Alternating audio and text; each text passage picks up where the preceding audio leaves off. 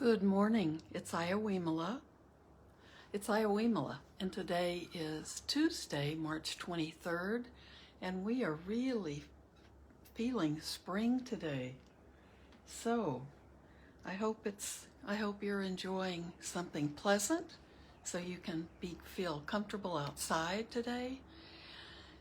We've got a lot of clouds, but my goodness, I have looks like the whole what are they, a scurry of squirrels? Seems like they're all out in force. So the critters are back. We had our first book group with the book, The Noble Eightfold Path, The Way to the End of Suffering, and we started that last night. We had some difficulties with getting everybody the link. Eventbrite got the link to people about 30 minutes into the 1 hour group. So people handled it with laughs and smiles, but I know they're probably as frustrated as I am. But that's why we're reading this book and studying it. The End to Suffering. So the end to, my reactions about the difficulty people had and the link not coming until the middle of the group. Really let me see mental defilements arising. And the more I knew about the situation after the group, the more it bothered me. So the mental defilements are there. It's certainly a perfect book to be reading about looking more closely at dealing with those things. So it was a great group though, and I think it's going to be really good when we can all be able to be there from the beginning to the end. So you're still invited. That's Bhikkhu Bodhi's book, and there's no charge, and so if you want to join us, don't worry if we're into it, because we're taking it slowly and you can read and keep up with us anytime.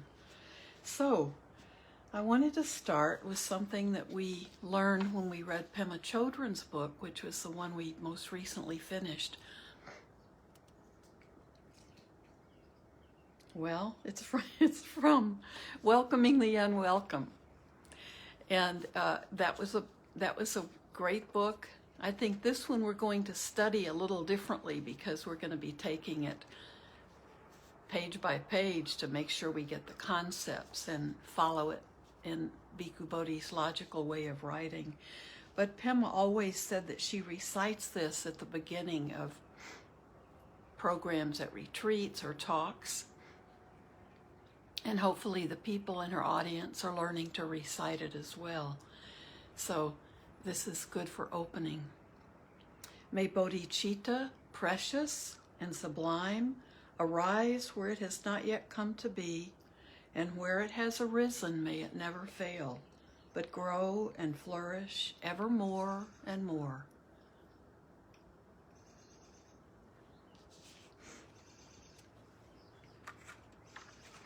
So, I'm still I feel much better today, but I'm still keeping water handy. So if I start to cough, hopefully I won't do that. I won't start to cough.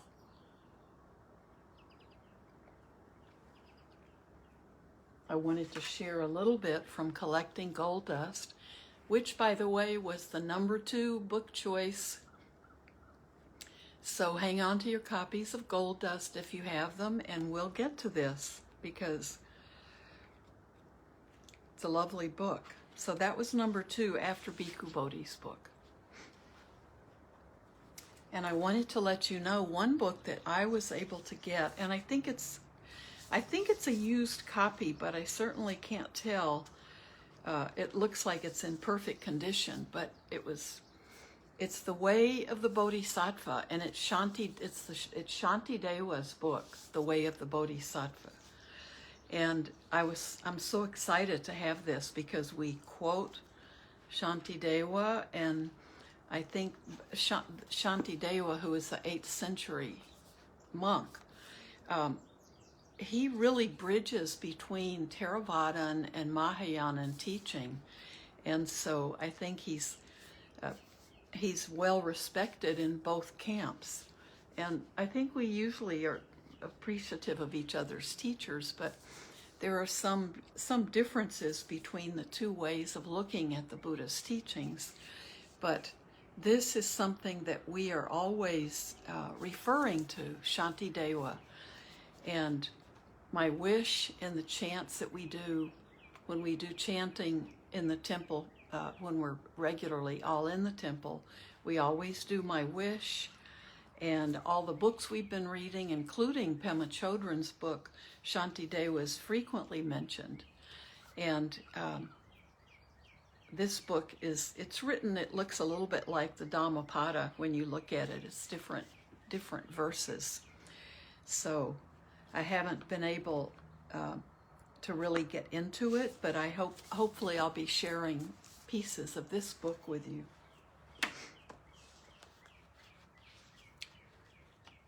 So,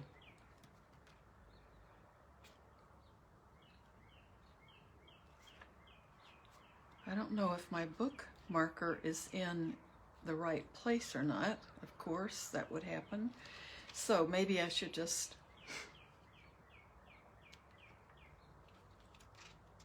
I think we had gotten through, we were talking about desire.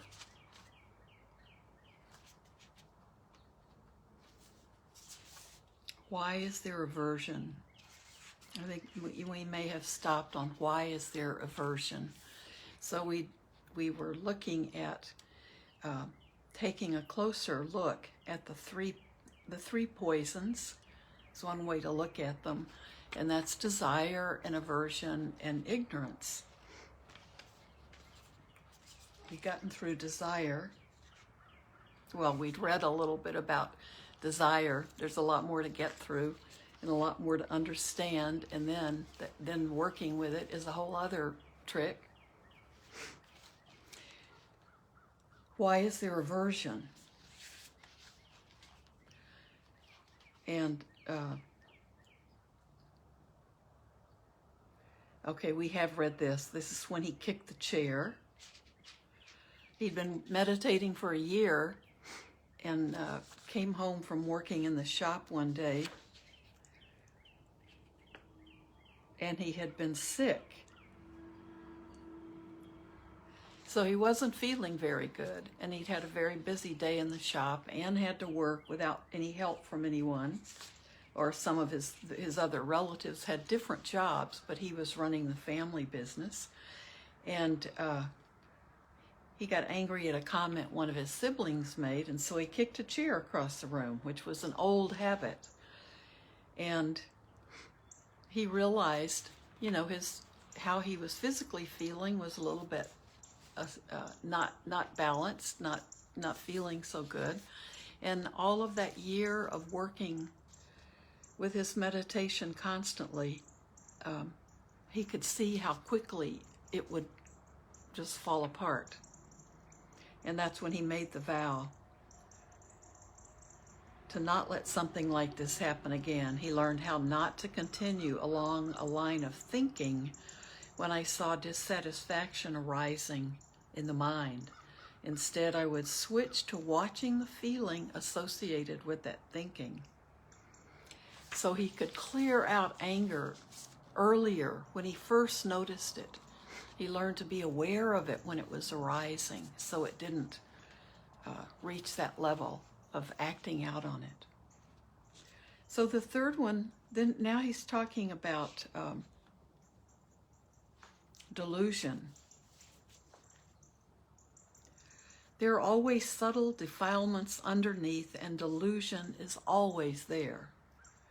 Delusion is there whenever wisdom is not there. It's a good definition. If there's no wisdom, then there is delusion. It is only in those brief moments when wisdom is present that delusion is not present. How many times does the idea of I not happen? You may notice it for a brief moment, then delusion comes in to cover the wisdom up immediately. Wisdom is Delusion is darkness, and moha is the Pali word. Moha is darkness, and you have a thief's tiny flashlight. When you turn it on, it will light up a small area in front of you, and you're probably satisfied with that. You may think, oh, I know a lot now. What about everything you do not notice? It's vast, and you only know what you know, but you do not know what you do not know. Restlessness. You don't need to try to restrict or rein in a restless mind. Just recognize that if the mind is scattered, that it is scattered.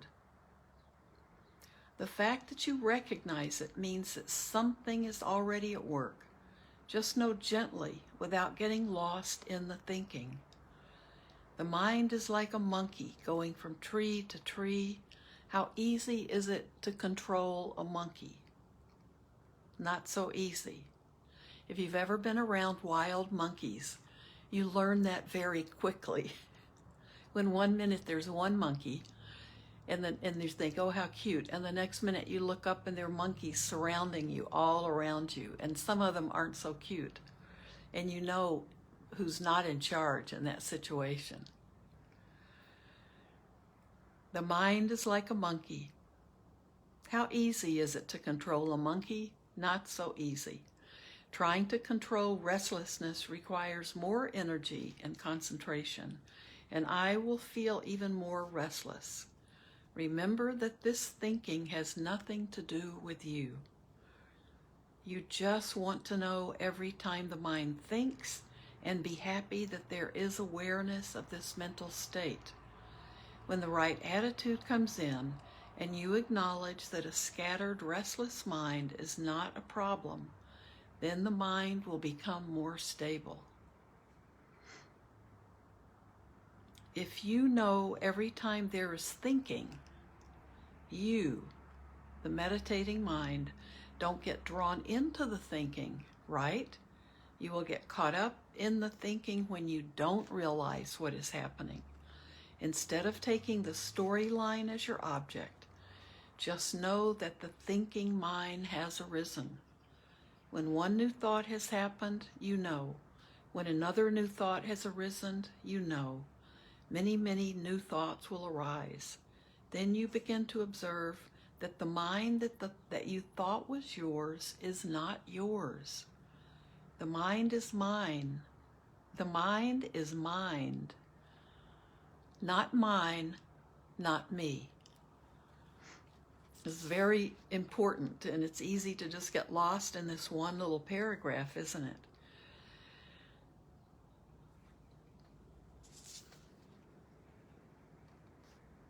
The mind that you thought was yours is not yours. The mind is mine. It's not mine. It's not me. I'm not in charge.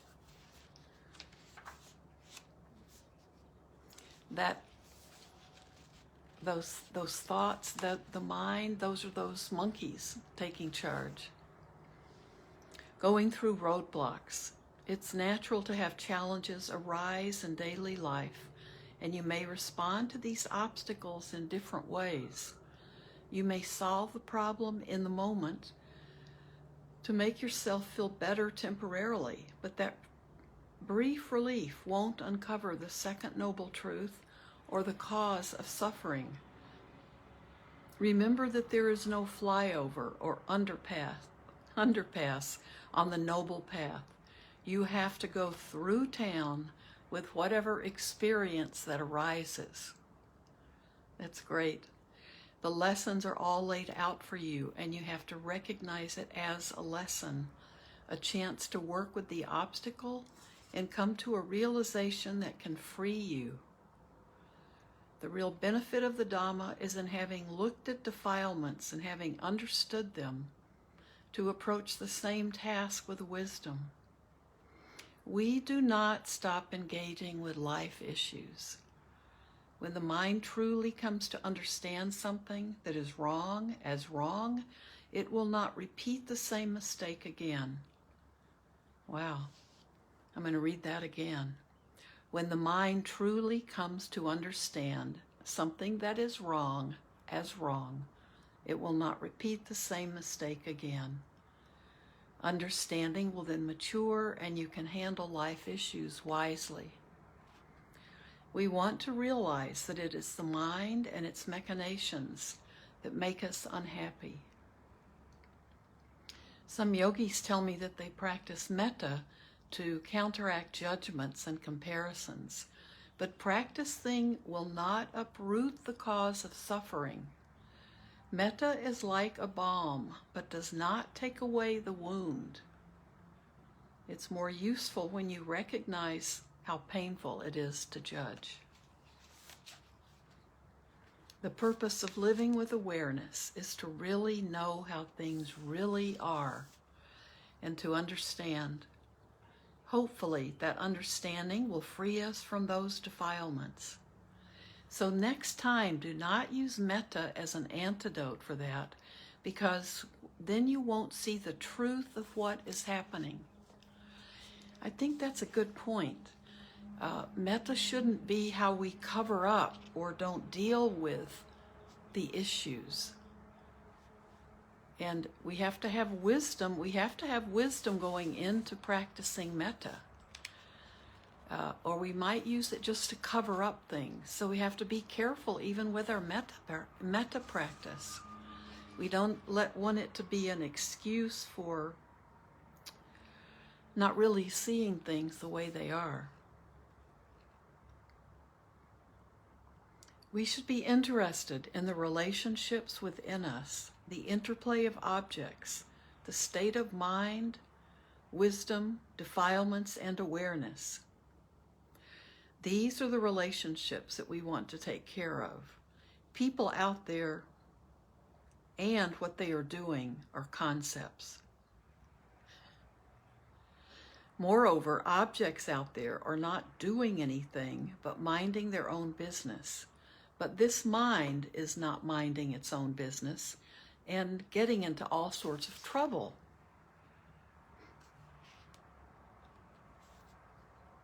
This is a relationship we want to take care of, and this is what the practice is all about. Because this mind is not minding its own business, and it's getting into all sorts of trouble.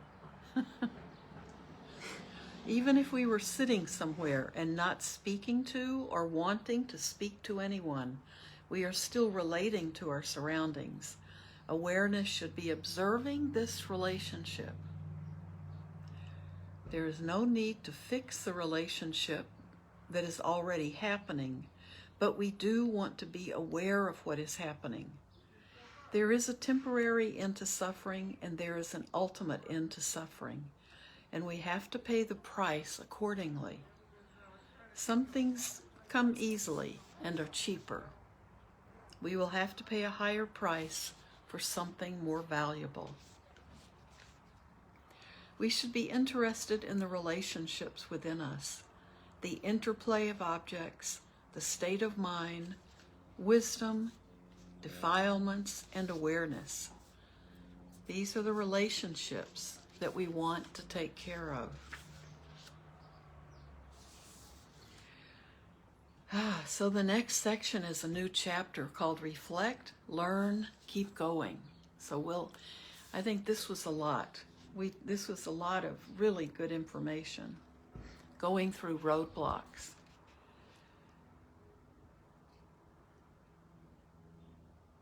There is no flyover or underpass on the noble path. You have to go through each town with whatever experience that arises. So as we work now in the book group and other groups with the Eightfold Path, we have to really remember that studying the Buddha's teachings and studying the Eightfold Path is not a way to go around it. It's not a way that we'll find grace or we'll find salvation. It's not through reading it and studying it. It's through using it practically, going through situations. So this is a practical path, and this is why the Buddha's path is the way we live, because every day is an opportunity to go through and work with one of those path factors. And we'll see that, and the more we're actively involved with that path, the more we'll see how we're seeing it in everything we do every day, and we have an opportunity to work with it. So why don't we sit for a few minutes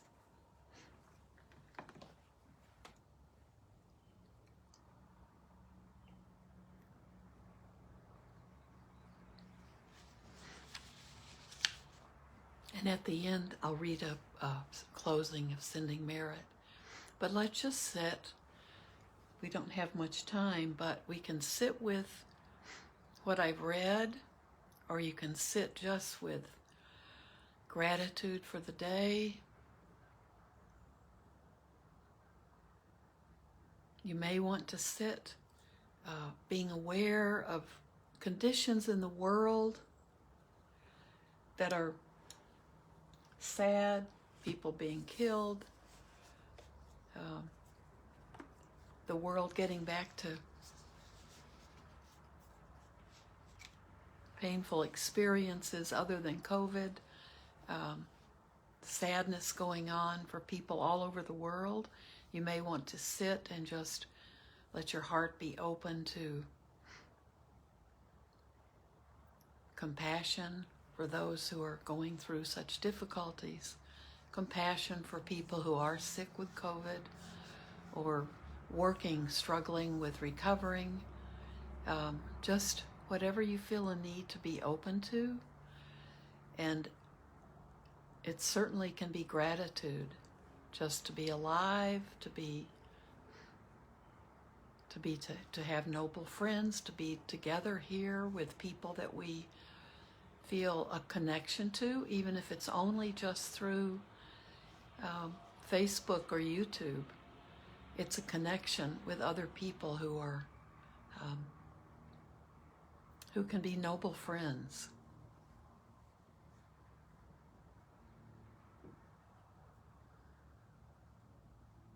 Just allow the bodhicitta, it's that awakened heart, an awakened mind. Just allow that to open in compassion and gratitude.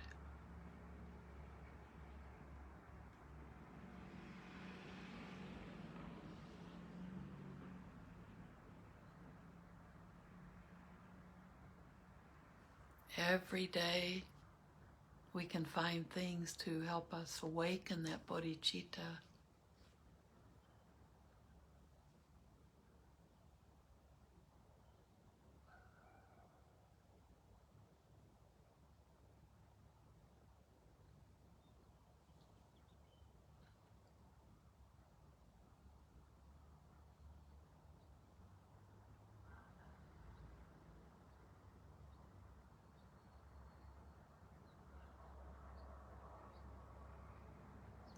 Be grateful for being able and being interested and wanting to understand. Understand your mind, understand the nature of reality.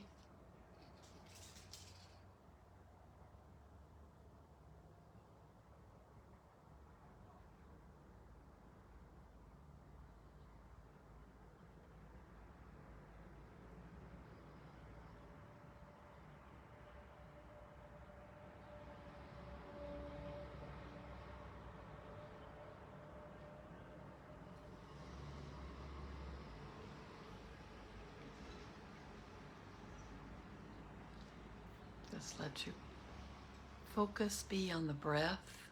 Be aware of the body breathing, of your body relaxing.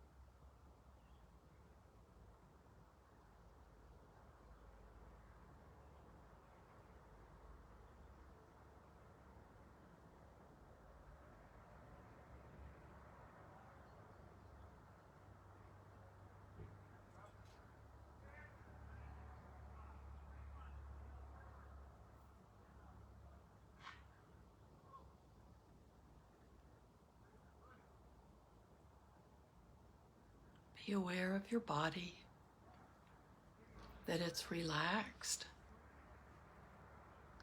Becoming aware of ease in the body.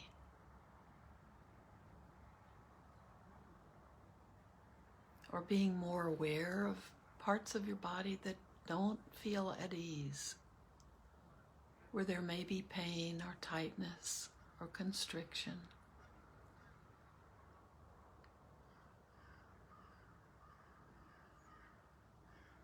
Feel like you're breathing into those parts, letting them open up and release on the exhale.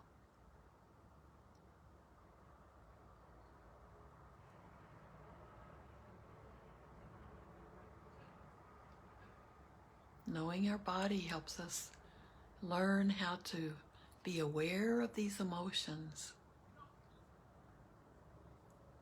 Like Sayadaw Tejaniya, vowing to be more aware of his body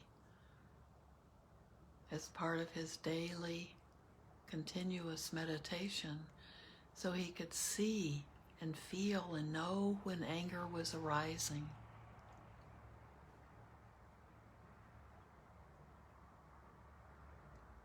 The more we know this body, the more we stay in touch with our bodies, the more we can meditate continuously that way.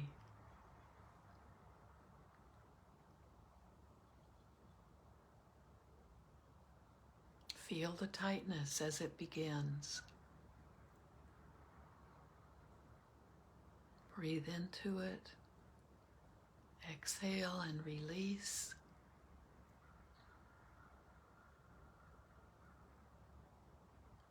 Be aware if there's anger there or some other difficult emotion that we're holding in.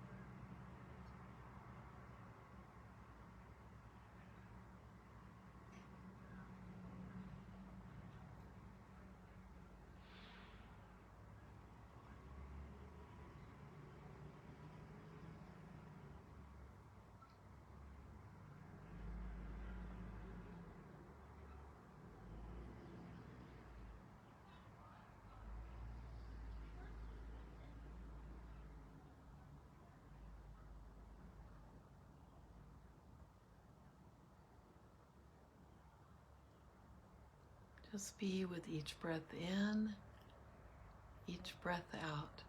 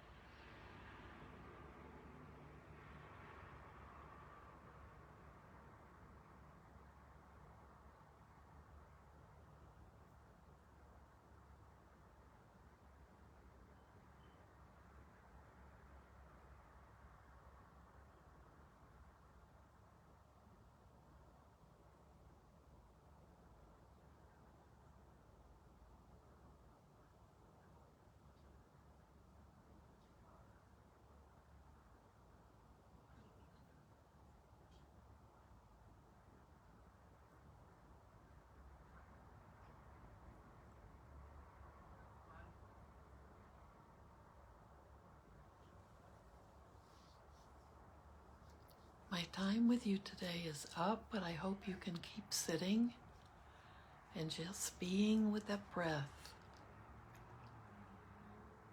Opening up, feeling that bodhicitta. And I want to read, this is a closing where we can send merit at the end of our practice or any time during the day. May the actions that we take towards the good, toward understanding ourselves, toward being more peaceful, be of benefit to all beings everywhere.